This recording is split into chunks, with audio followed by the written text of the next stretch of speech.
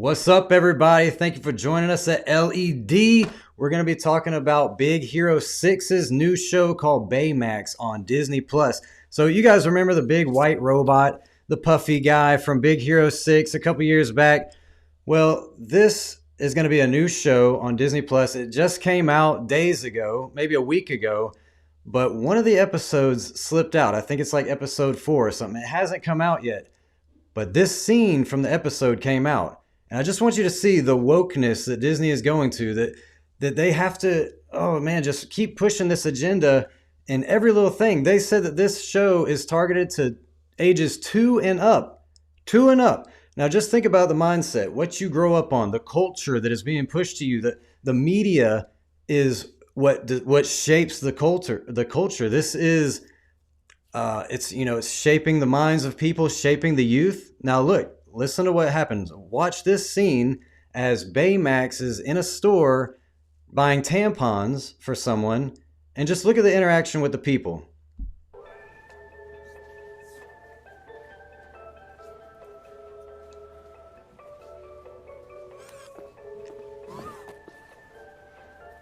Excuse me, which of these products would you recommend? Interesting.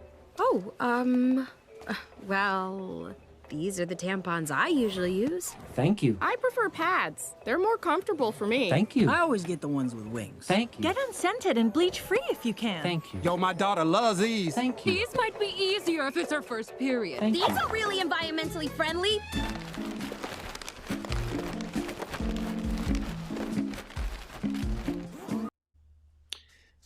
Did you see the person behind the robot said, I buy the ones with wings. Now maybe this is a husband buying these for his wife. No, watch. You see the shirt. This shirt is the trans flag. So this is a trans man, which means it's a biological woman. She still has a period. But as a child watching this, they don't know anything about transgender and this flag and all this stuff. All they see is a man saying, I buy the ones with wings. This is a show targeted towards 2-year-olds and up. What are we teaching our children, man? We're teaching that there's no set boundaries. We're living in the age of lawlessness. There's no laws of gender. There's no laws of biology. There's no laws of science or right and wrong and fact and fiction. We live in a bizarro world where anything goes. Men have periods now. So look at the bathroom. He has a bag full of tampons and pads because he's bringing them to a girl who's in the bathroom here. And look, the bathroom sign says all genders restroom. Not family restroom, not the girls' room because it's a girl in there, but all genders restroom. So it's just one more little push that way. So the Daily Beast is this article I saw, and it says, a trans character buys menstrual pads in Disney Kids series Baymax. They call it progress. Look at the red words right under there.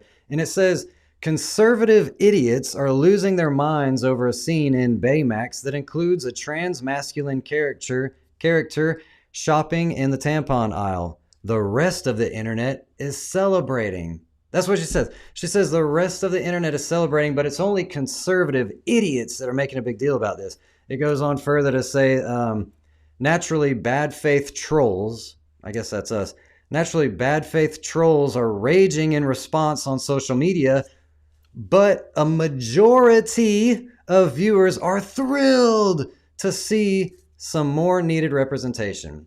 Is this a true statement? Is she speaking truth? She's saying it like it's fact. She's not saying, I think it's good. This is my personal opinion. She's saying, but the majority of viewers are thrilled to see some much needed representation. I want to talk about this because she's saying something that's not a fact, that's actually false, stating it as a fact.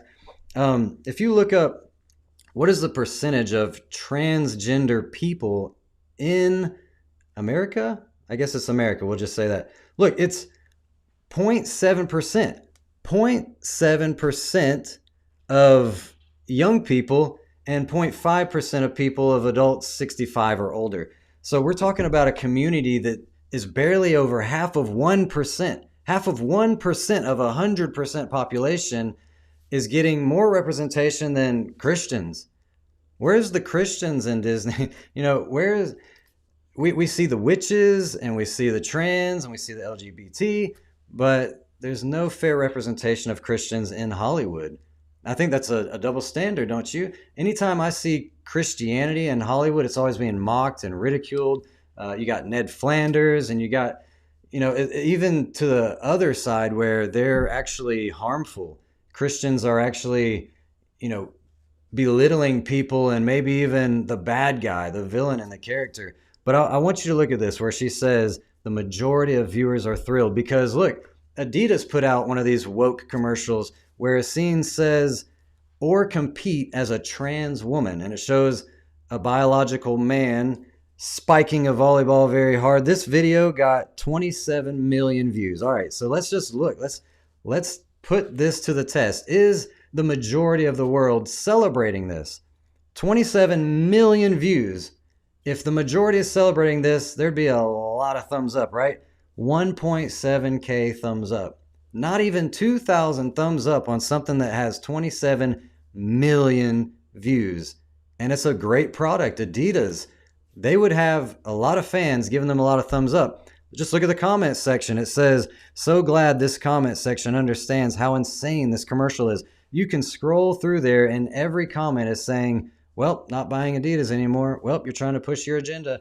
This is not something that the majority is celebrating. Don't fall for this deception.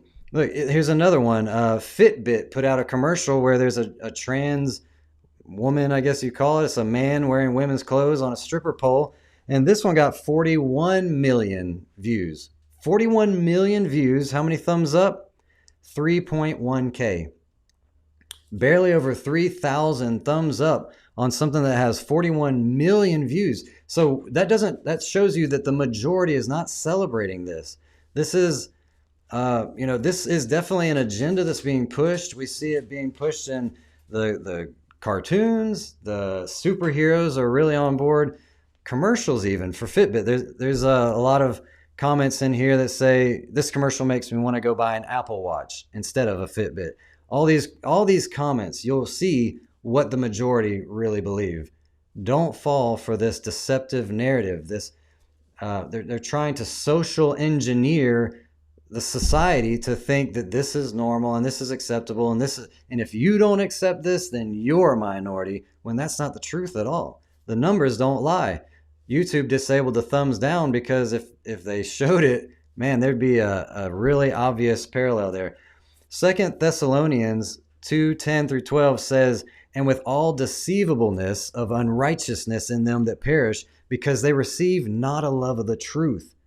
Not a love of the world doesn't want the truth. They want to believe this lie that this is normal and this is acceptable and this is what society is celebrating, but it's not even true, to the point where she'll say the majority is celebrating and it's not even a true statement. This is false journalism.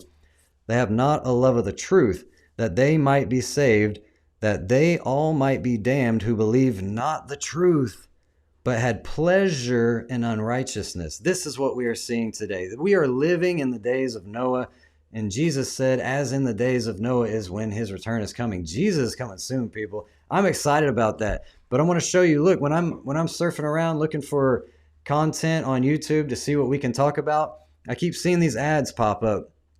Discovery Channel, Discovery Plus said, always proud. Not just Pride Month, always proud. They got celebrating drag kids.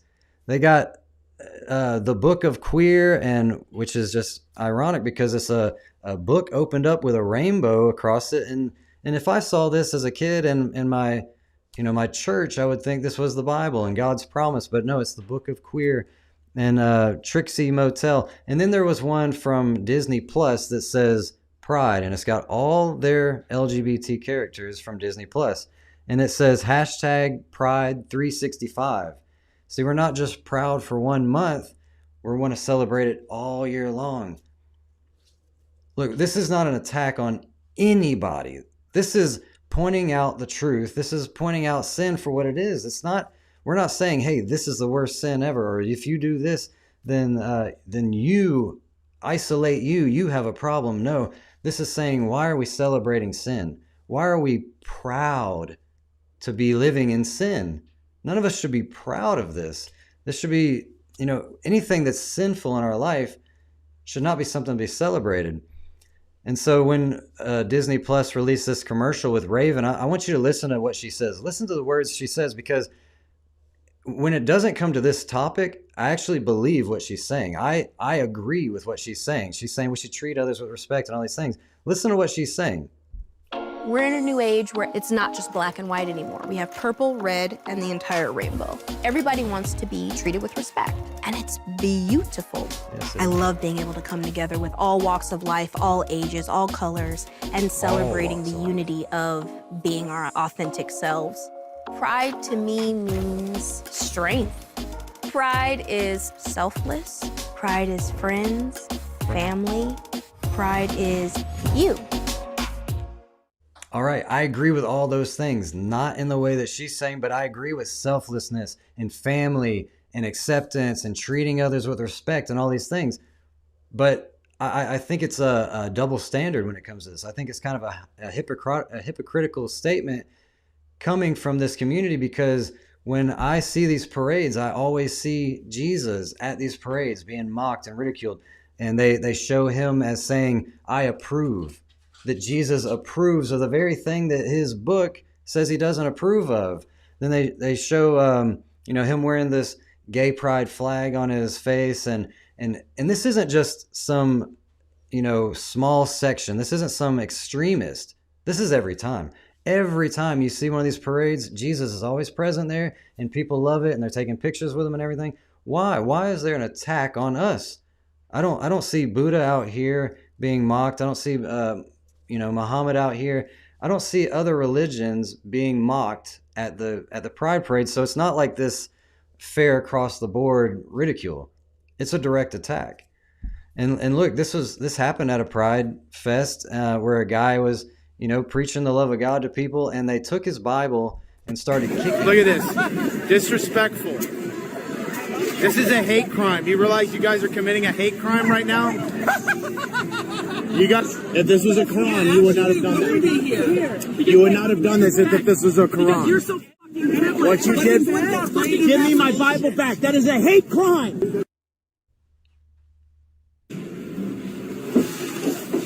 That right there is a hate crime. That is a hate crime. That is ungodly. That is wrong. I can't believe these people. I can't believe that people would be this. I can't believe they would do that. So that most definitely is a hate crime. When you take somebody's religious book, you kick it around, you throw it in the toilet. He said, if this would have been a Quran, you wouldn't be doing it. And the person said, you're just so privileged and all this stuff. Why? How is he privileged? How is he privileged as being, a minority Christian when Jesus said, you will be hated for my name's sake. You will be persecuted for my name's sake. If they hated me, then they will hate you. There's nothing privileged about being a Christian except that we are on the winning side of the spiritual war. But when it comes to living in the world, there's nothing privileged about it. And this video makes it clear. If this man would have took one of their flags and started stomping on it, you better believe he would have been thrown to the ground and maybe even handcuffed, because now there are laws to protect certain people who are privileged now, because hate crime, it says that, if an old lady gets robbed at the bank, well, we might find the guy, we'll do the best we can. But if you're a part of this community and you get robbed, that's a hate crime. This guy's going under the prison. You see, like, the fingers being pointed at us as being privileged, but we don't have laws protecting us more than other people of the community. So it's a double standard. But in Romans 1:22-32, I want to read this whole thing, because sometimes we read the last part, but I want to show that the Bible isn't, we're not just talking about one sin here. We're calling sin, sin. If you're an alcoholic, or if you're an adulterer, a luster, a thief, all of it. We're not pointing the finger at one thing, but we're saying don't celebrate this thing. Don't put it in children's cartoons and normalize sinful activities. Professing to be wise, they became fools. When people say, what is a woman? Well, I'm not a biologist. Some women have penises, and, I can't really tell you exactly what a woman is. That's foolishness. A woman, We know what a woman is. A woman gives birth to children as a female. But it says, professing to be wise, they became fools. Therefore, God also gave them up to uncleanliness in the lust of their hearts to dishonor their bodies among themselves, who exchanged the truth of God for the lie. See, they had exchanged truth for deception. For this reason, God gave them up to vile passions. For even their women exchanged the natural use for what is against nature. Likewise also the men, leaving the natural use of the woman, burned in their lust for one another, men with men, committing what is shameful, and receiving in themselves the penalty of their error which was due. And even as they did not like to retain God in their knowledge, God gave them over to a debased mind, to do those things which are not fitting, being filled with all unrighteousness, sexual immorality, wickedness, covetousness, maliciousness, full of envy, murder, strife, deceit, evil-mindedness. They are whisperers, backbiters, haters of God, violent, proud, boasters, inventors of evil things, disobedient to parents, undiscerning, untrustworthy, unloving, unforgiving, unmerciful, who knowing the righteous judgment of God, that those who practice such things are deserving of death, not only do the same, but also approve those who practice them. We use this verse a lot because we say, look, you don't have to be a murderer. If you're watching evil and violence on a movie and enjoying it and being entertained by it and playing games where it's a murder simulator, then you're just as unrighteous as them. You're just as deserving of the death penalty as they are.